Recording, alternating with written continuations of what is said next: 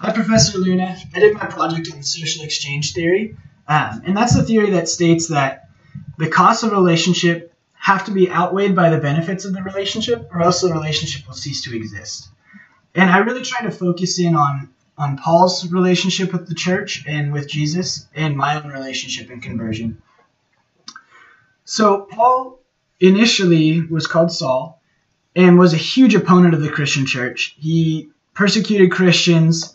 He put them in jail. He did some really gruesome things. And then all of a sudden we see this perspective shift where he's no longer persecuting Christianity, but he's a proponent of it.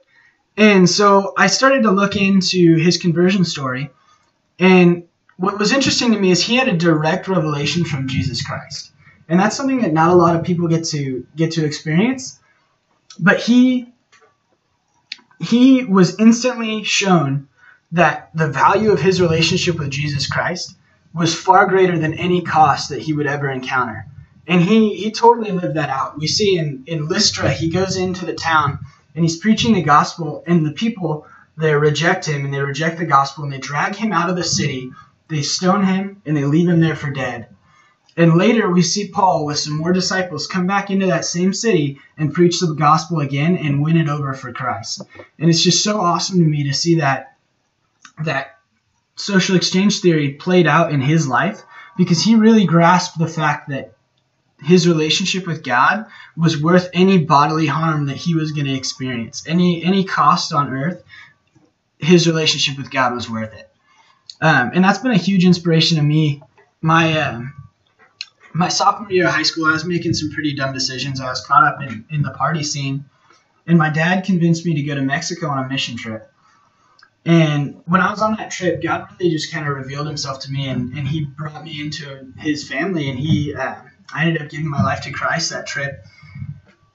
And it was really hard when I got home, because I didn't want to continue partying. I didn't want to do those things, and I slowly saw my friends just kind of drift away from me, and they were rejecting me because I didn't want to do those same things I used to do.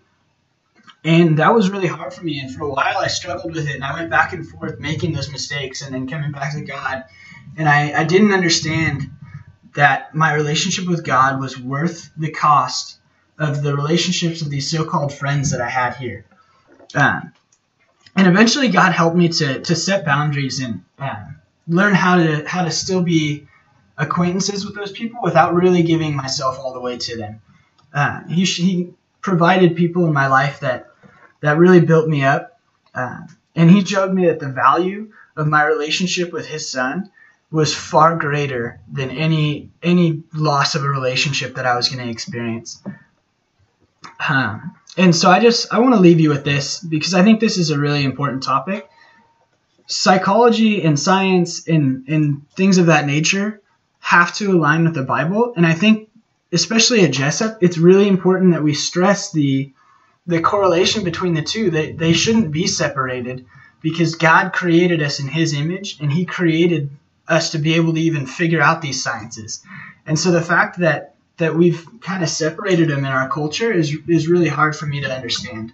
And so I think just looking into this project has really helped open my eyes to that fact as well. So I hope that you would just take that into consideration and just kind of try and point out little biblical stories that align with God's truth.